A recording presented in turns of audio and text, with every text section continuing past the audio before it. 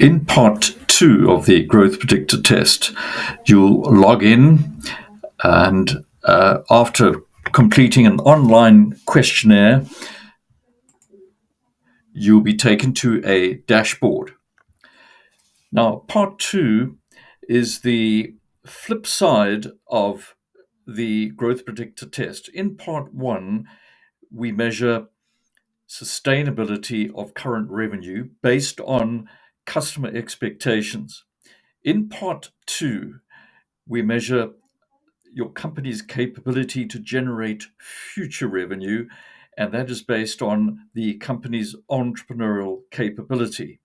Entrepreneurial capability is what is required to meet changing customer expectations.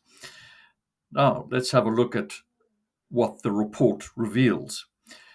In your complementary test, you will see your dashboard will show a personal score and a company score. They will be identical because it's only you as a person, one person, completing the questionnaire. However, when you do the test across your company, each individual person will get their confidential report, whilst the company will reflect the aggregate of all participants. But let's have a look at what the report actually says. So we're going to look at the personal report first of all. We simply click View Report, and at the top it says Personal Entrepreneurial Impact. And this is hugely important because if we look at the graphic, this provides each employee, possibly for the first time, with a visual uh, representation and some actual scores on their contribution to the company's growth. Let me take you through it slowly. On the left-hand side, you'll see uh, the scores from high, modest, low to none, impact on revenue from accelerated growth to just growth to decline or collapse, and corresponding business risk from low to extreme. The way the system works is your customer expectation score is brought forward. Your entrepreneurial capability score is the score, in this case, of the person who completes the questionnaire. The growth predictor score is a combination of both of those. And the target score is the target that an individual will set for their planned increase in contribution to the company. Again, we'll see two thresholds at 6.5, which is for a solid growth foundation, and at 8 for a transition to a game changer. This is vital. Let's have a look at what this actually measures. We're measuring a person's entrepreneurial mindset. Why is that? Their entrepreneurial mindset, if we click here to get the detail, is what determines that person's impact on company growth. And I'm going to take you through the 16 entrepreneurial elements that have been measured. Under the ability to adapt, there is owning opportunities, customer bonding, inviting change, goals, harnessing time, personal leadership. Then, under their ability to innovate, purpose, unique ability, building reputation, performance beliefs, relationships, risk and reward, innovation. And finally, under execute, unique teamwork, aligning aspirations, sustaining growth. All of those 16 elements are entrepreneurial characteristics.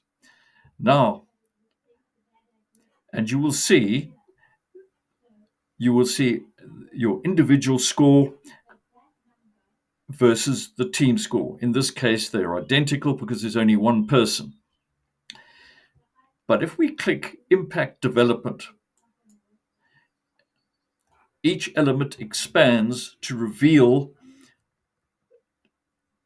detailed scores of how the questions were answered, so that an individual can immediately, via color coding — orange means undermined, light yellow inhibits, light green moderate support, dark green significant support for company growth. So immediately a person can look at their detail, which is unique to each individual, and see what are the areas that they can improve. In this case, there are 3 orange areas. They can go down to the next one. Again, 5 areas which make up the score, and immediately the person will see where their strengths lie and where improvement can be made. And so it goes right through all 16. Now it gets really interesting, because this is the first time an employee can actually look at data that reflects the whole company. So not only do they see their own score, they see where their score sits in relation to the entire company. It goes further, because this target score, the 12-month target score, is set by each individual, not by company directors or company leaders. And there's a purpose and reason for that, because entrepreneurial performance must come from commitment and heartfelt desire to make a difference. So how this works is each individual can say, right, for the next 12 months, I want to push my personal score from 6.2, perhaps up to 7.5, and I save it. What then happens when we go to the company report? You will see a similar graphic, but in this case, the target scores are fixed by the scores given by individuals right through the company. So you'll see a similar graphic with similar data, except this reflects capability to generate future revenue, and this reflects the entire company. But the detail is slightly different. Company entrepreneurial capability, there's the score.